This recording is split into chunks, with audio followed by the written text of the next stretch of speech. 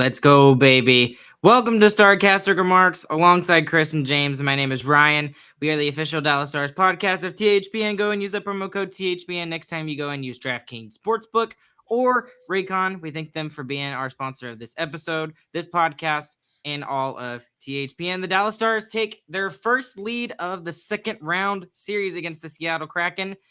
They go up 3-2 with a 5-2 win tonight, gentlemen. How are y'all doing this evening? Oh, man, I love winning Game 5. So I'll lose as many Game 1s as they want as long as they win every single Game 5. This is amazing. I love it. And Game 3s, too. Yeah, I'm finally back. I keep missing them. I keep having stuff to do. I apologize. I should be here all the time, every time. That's my bad. You should quit. I should quit. You heard it here first. I quit. Yeah, you heard it here first. James is quitting. Post it all over. Well, and for those of you that can't really tell because there's not much behind me in the background, but I am on a band senior trip. So I am in a hotel in San Antonio, Texas. We're going to be going to Slitterbond tomorrow. So I didn't fully get to pay 100% attention to this game tonight like I normally do, but I did watch all of it. So let me get y'all's initial thoughts from this game tonight. What was the difference in tonight's game compared to Game 4 or maybe even Game 3 that you noticed? The big difference is the big guys for the Dallas Stars, your top line. I mean, those guys went completely insane. Obviously, we have Rope Hintz with the 2-goal night and the incredible 4th goal that really sealed the nail in the coffin. And then Jason Robertson, who's had a very quiet second round series, pops off with 3 assists tonight. Fantastic. He was playing very well, too. Very noticeable there. And then the defense was just fantastic as well. Really a breakdown there in the middle of the second period, I think, for probably a good 10 to 15 minutes. Other than that, there was no chances in the middle of the offensive zone for the Kraken. So it was just a great game by the Stars, I feel like, overall. Yeah.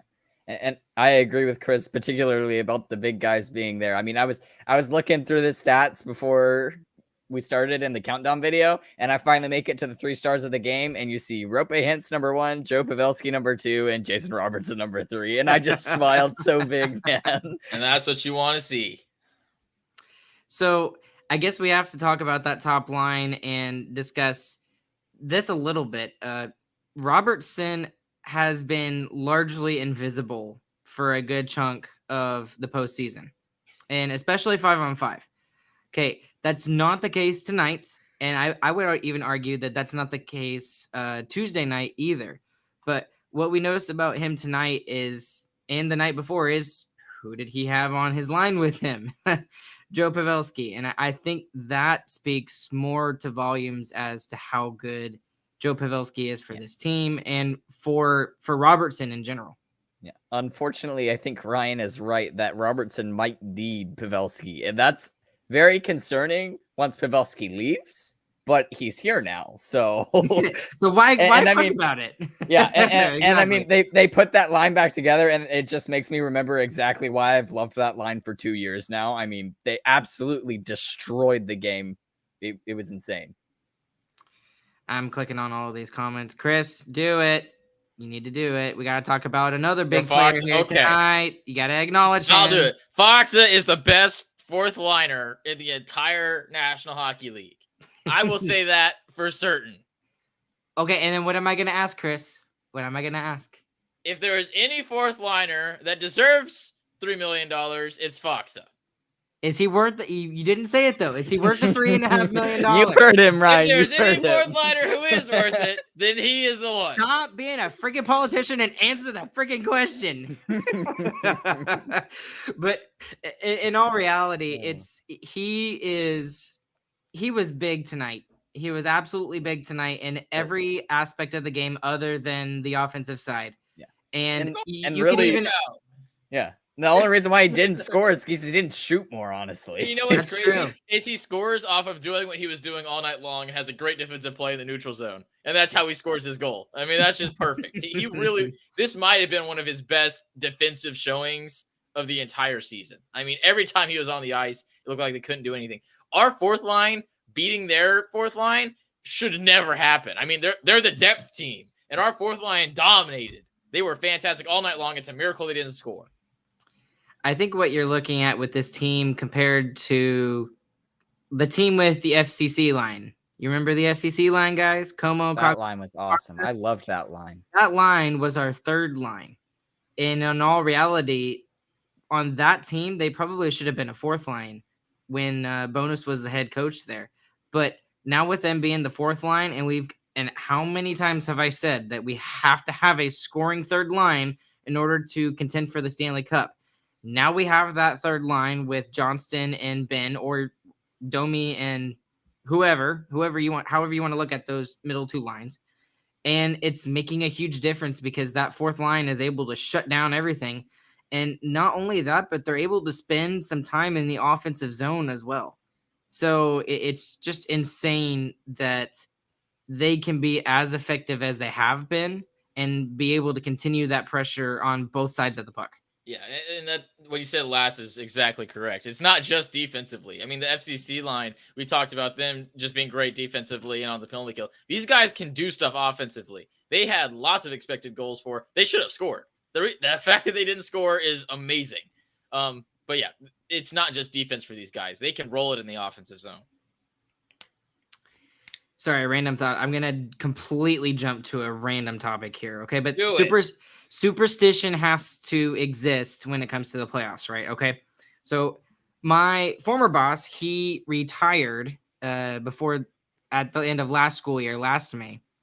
And we've been keeping in touch. He still lives in the same town that he taught in, so I see him pretty regularly.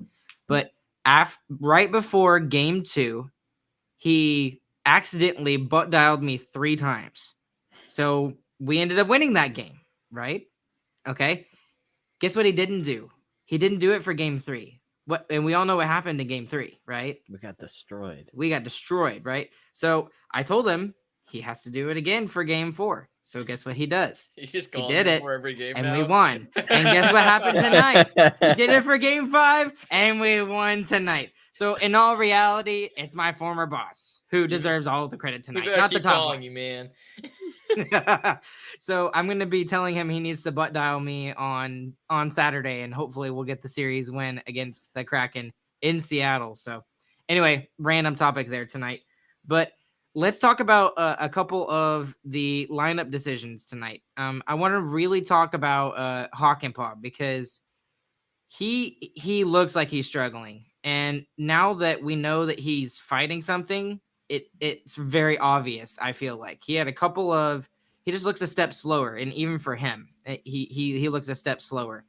And he had a couple of bad turnovers, but he did make up for it with some really good block shots and some really good defensive plays as well. So can y'all talk about his ability to play tonight and his whatever his reaction to the team or whatever? I can't think of the right words. Sorry.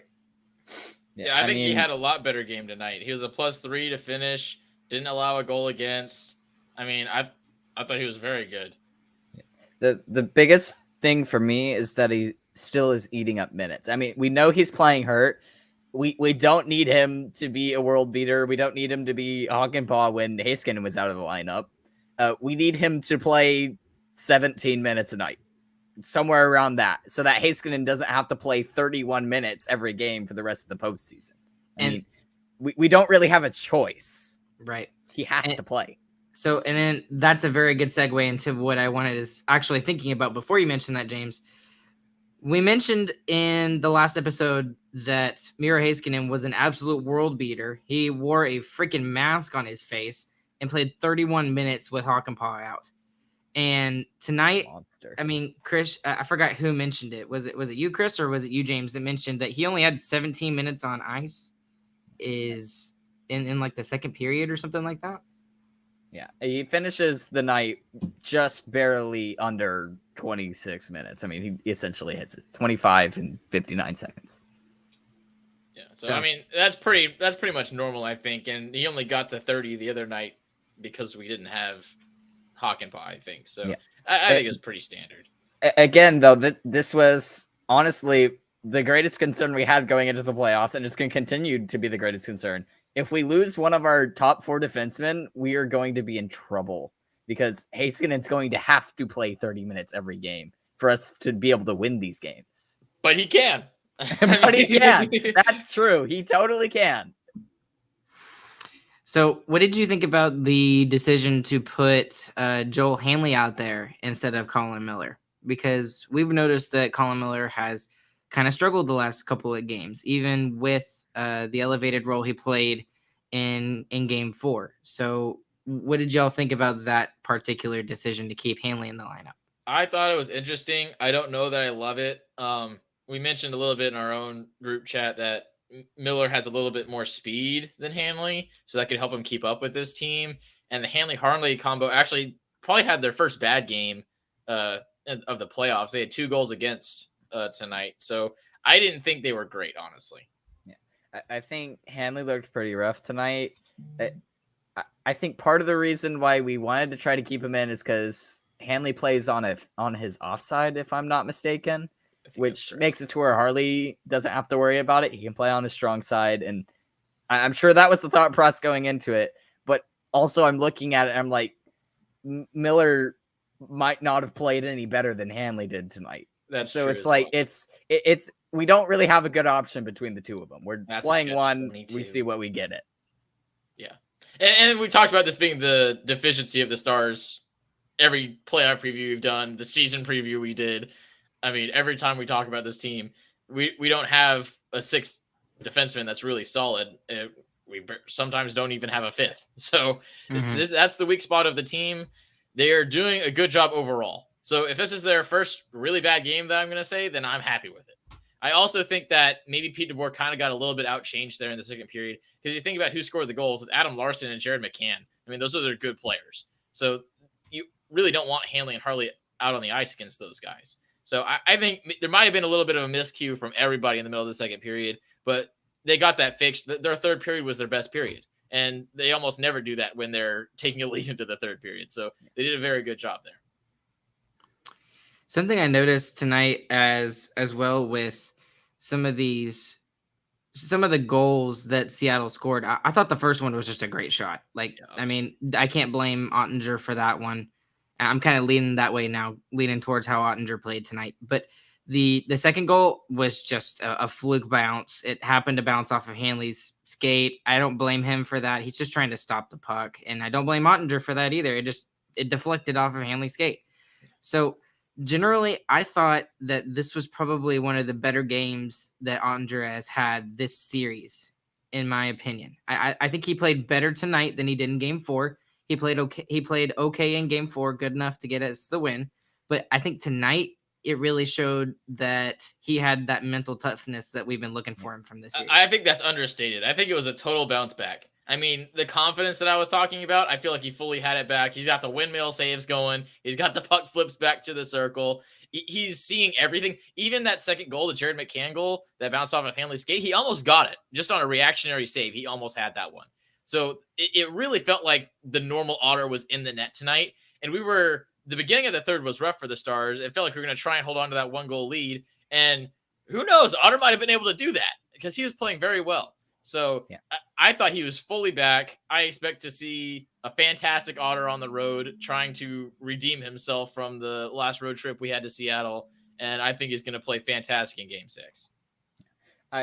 I think a lot of what tonight was, Otter was definitely on. He definitely looked confident. I mean, we gave the Kraken nothing in the slot. The one slot goal that they had was their only chance, like basically all night long, and they scored on it. So if you look at Money Puck, specifically just the shots where they took them from, they're all from the outside, all of them pretty much. Yeah, they got 4 scoring chances in the slot. Yeah, and contrast that to the Stars. I mean, half of our shots were from the slot in the offensive zone. Yep. I mean, we absolutely tore apart the slot on their side and put up a wall on our side. And I think this is one of those games where, typically you can look at a game and say, oh, well, this team had a really good period here because they outshot the other team here. I don't think you could really say that about this game tonight, obviously because of the final score, but Dallas was getting outshot by a lot in the first period. But what we did is we played very solid defensively, and then we counterattacked when we had our opportunities. Both of the goals that we had, I would argue, were, especially the second goal was off the rush, but the first goal was sort of kind of off the rush too, with a very little bit of cycle play going on. Yeah. So I think what we did really well in the first period is we took advantage of our opportunities when we had them. Even though we didn't have a ton in the first period, I still think we did a really good job. And then on the flip side of that, I think I forgot who mentioned it in our little group chat with the whole family, but they were definitely volume shooting tonight. They were pulling a Calgary or a Carolina and just throwing anything and everything at the net because they didn't get enough shots in game 4. And you could look at that and say Seattle kind of corrected themselves on that because they were like, oh, well, we have to get shots. We have to get shots. And they weren't. I'm not saying that they had to look for the perfect shot or anything like that, but they were just, as soon as they got it or they had an opportunity to throw it on net, even if it was not a good, high quality shot, they were taking them. And Ottinger can take care of those all day. And I think that was 100% a terrible decision by the Seattle coach Hackstall. I mean, that's a really bad decision. That was definitely a coaching decision. Yes, they were undershooting for the majority of the series, and every game was a lot closer, and Seattle had a lot better chances in every other game. This game, they decided to go with high volume shots, like you said, and it didn't work at all. And that plays right into Otter's hand. I mean, Otter loves getting lots of shots. He plays his best when it's over 40 shots against him. That's when he plays his best. So that was just, I think, a terrible coaching decision, honestly, especially in the first period. There was not even anything in the slot at all. It sounded like let's test Otter, and that's a terrible decision. You don't want to test Otter. He's gonna beat you. And if you look at the whole series, where they've gotten all their goals, every single one of them is pretty much in the slot. I mean, without a doubt, they're getting in front of the net, they're tipping, they're getting rebound chances. I mean, that's how they're scoring. That's how we're scoring in the series too. I mean, when goaltenders are on like that, that's where you go to score. You can't take shots from the outside like this and expect for any of them to go in. I mean, it's the second round. Pretty much every team has at least a goaltender that's hot. So I don't understand it either. That's pretty stupid. And Otter is very attractive. That is very true. He is very hot. This is just something that I noticed as we went through this series, and then looking at both series and looking at both opposing goaltenders. At the beginning of the series, both opposing goaltenders, Gustafsson and Grubauer, looked excellent. And as the series has went on, it's looked like that the Stars have been able to figure out both goaltenders. And especially for the Stars, they've looked on the blocker side for Grubauer, and in Game 4 they completely took advantage of that. In Game 4 on the blocker side, tonight was not exactly the same thing. The shots were all over the place, but that was that case. But and then specifically, my second thought in the Seattle series is the fact that as the series has gone on, Game 1 was just, we were not prepared. We were not ready for what Seattle was going to come at us, and they came at us. And hats off to them in Game 1. They absolutely dominated us. In Game 3, we did not play well because we hesitated and we lost our best player. Mm-hmm. And I mean, that's literally it in the series. Otherwise, we have figured out how to deal with the Seattle forecheck. We're still not winning a lot of the puck battles when Seattle is pressing hard with their forecheck. But what's happening is that we are winning the second battle. We might be turning the puck over, but in the ensuing battle afterwards, if it's along the boards or in the corners or wherever, the Stars are winning more percentage of those puck battles. And I think that's I know I said that after Game 4, but I noticed it again tonight, and that continues to be a storyline for me in the series as to why Dallas is up in the series now. Yeah, it definitely feels like we're figuring out their game, and they're kind of confused on what to do against us. And honestly, going back to the figuring out Grubauer thing, just real quick, I mean, I don't think that he's had a good series the entire time. I mean, we've scored 4 goals on him in 4 games now. There's only been 5 games in the series. True. Yeah. So, I mean, we've lit him up. They've just also had really good games where they lit Otter up. And now that Otters seems to be back, I mean, he's keeping him out. That's very true. That's very true. I do want to mention just a couple of players. on the forward side, because we mentioned Foxo, we mentioned the top line. Obviously, we got to mention them. Is Wyatt Johnston really 19 years old? There's no way. There's no way he's 19 years old. Yeah, he's playing out of his mind this series, and we called it at the end of last series. I mean, he looked so good in the Wild series and couldn't hit the net, and he's been fantastic and has been scoring like every other chance he gets now. And he's getting that secondary scoring that the Stars have absolutely needed. And then Harley has jumped in here, and he's only 21. And I know some people were calling him a bust, Christian Avery.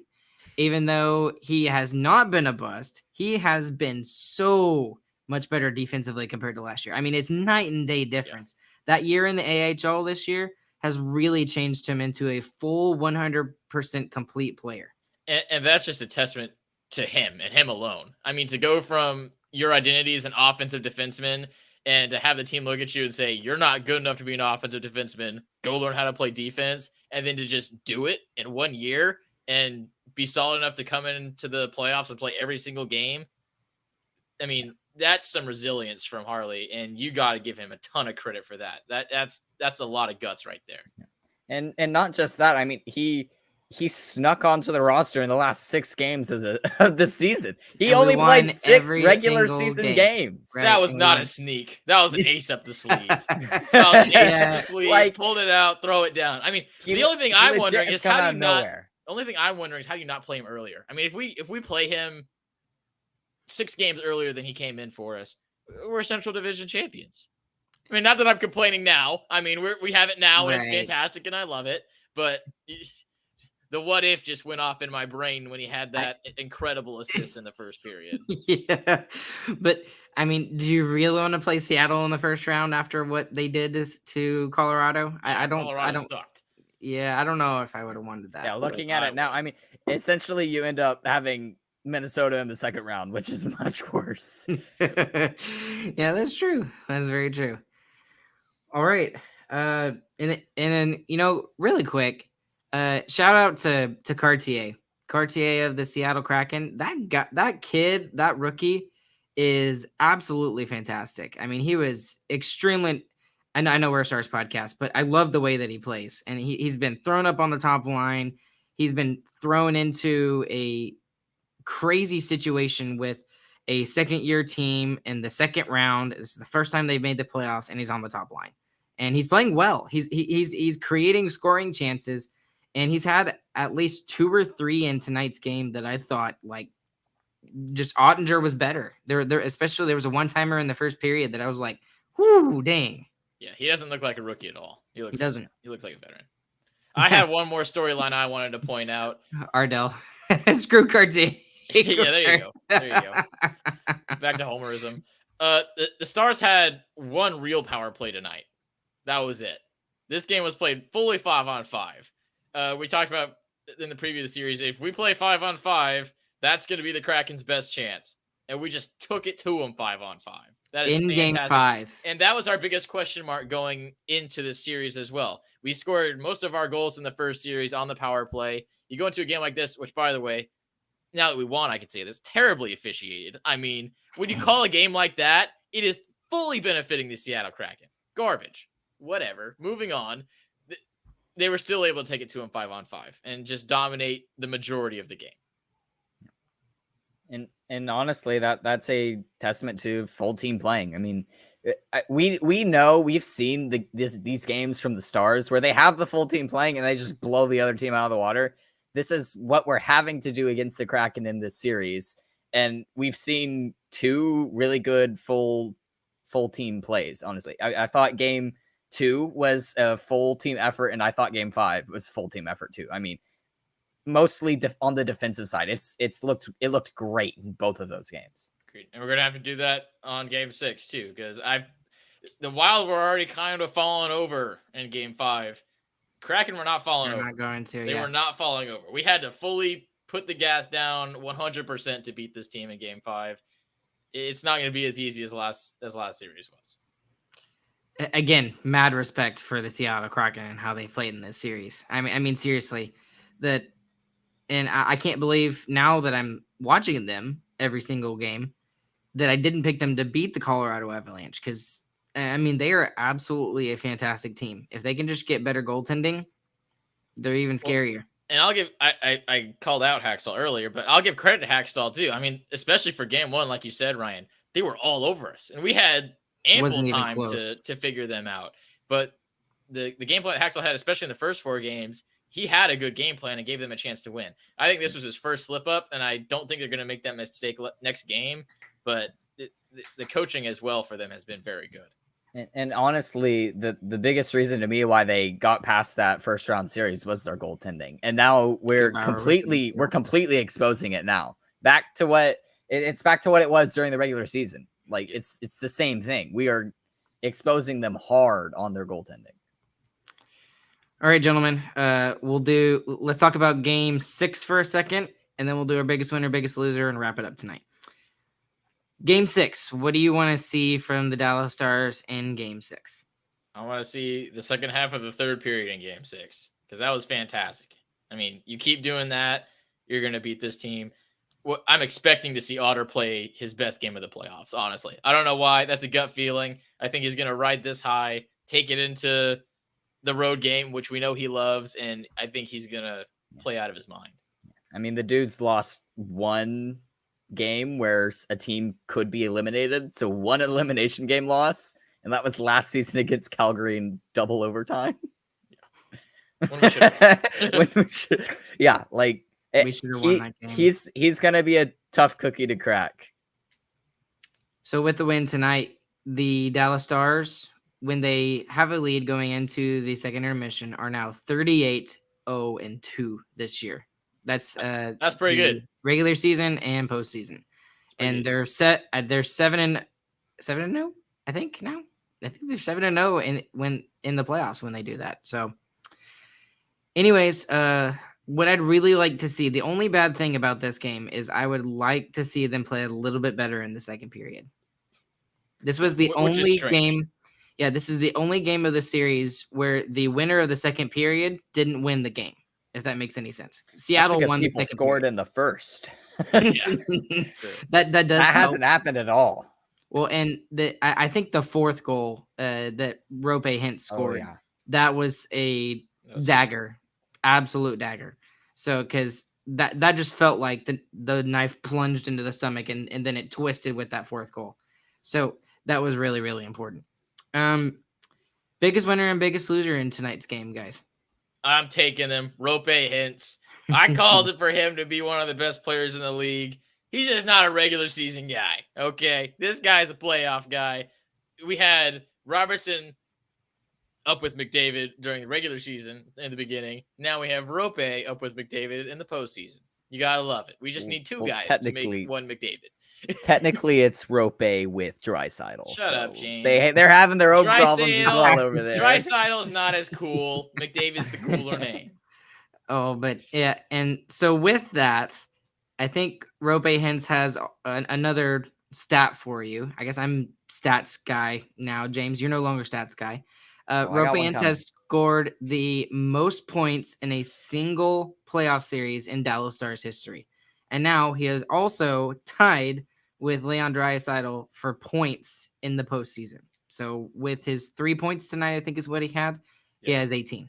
So he is absolutely the elite player that we talked about when we really thought we could start opening a window for the Dallas Stars to win the Stanley Cup. And he has been that in the playoffs. And his play style matches playoff hockey too. It does. 100%. James, who have you got? My biggest winner is Joe Pavelski. He has 7 goals in the series, which ties for the franchise record for the most in a single series.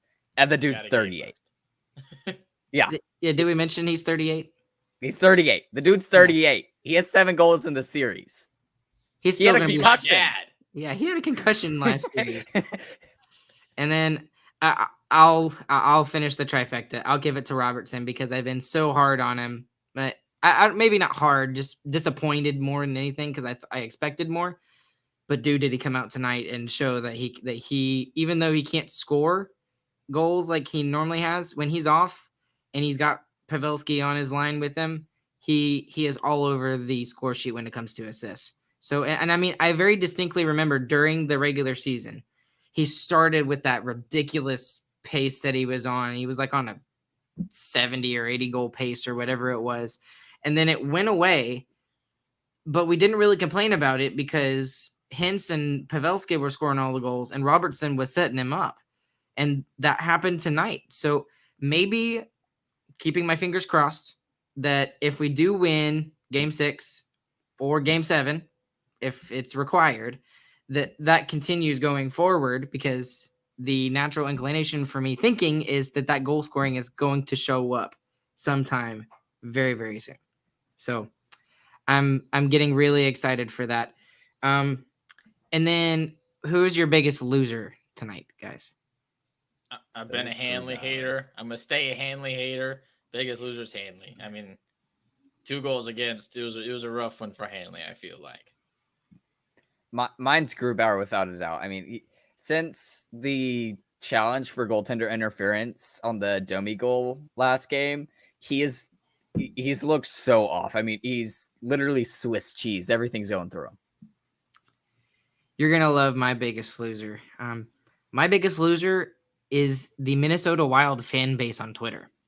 They just can't fit that they're crybabying over everything, absolutely everything, and it is so fun to watch them wallow in their self-pity. It really is. Everyone keep posting that crying Felino cartoon. Yes, Shout out please Sports do. Tunes again. Please do. And then I do want to mention, because this was fun tonight. We went to Magic Time Machine, the restaurant. If you've never been to Magic Time Machine, it's like a little place where they like dress up as like different characters from movies, and they pretend to be those characters and stuff like that. My seniors peer pressured me into getting makeup on, and I was the Joker for about 3 hours of my life today. So that picture, it was very interesting, and it looks very creepy because it was very well done. So I will be posting a picture of that in the coming days. But I didn't even notice you had makeup on. It was fun. Oh, I thought it was a filter. That was hilarious. Yeah, that's exactly what Amanda said. I called Amanda on FaceTime, and she's like, "You please turn that off. Please turn that turn it off," and because she thought I was gonna scare the kids. And I was just like, "No, it's not a filter, Amanda. Like, I can't take it off. It's actually on my face." So, anyways, anything else, guys? That's it. Stars win. Kraken suck. Game 6. Get it done. Dad said one more win. I disagree. We got 9 more wins. We need a few more. We're not even halfway. We're not even halfway, gentlemen. Thank you guys for joining us live. There's about 30 of you right now. We had at most we had 37 tonight, which is absolutely crazy. So again, thank you guys for following along with us through this postseason. We're having so much fun covering this team right now because they are doing so well. And as always, those of you who are listening afterwards, we thank you as well. There's even more of you who are listening afterwards. So we've been up to like 300, 400 downloads per episode on these episodes in the postseason. So that's crazy. Absolutely crazy that we're able to do this as a small podcast. Shout out to my band seniors. I know some of them are listening. Some of them are actually in the other room, literally on the other side of the wall watching right now. So anyways, guys, along with Chris and along with James, my name is Ryan. We will catch you guys on the flip side. 9 more to go. And we hope you guys have a good, fantastic morning, afternoon, evening, whenever you guys are listening. Christian, take us out, please. That's 7 down. We got 9 left. GG, boys. Let's go.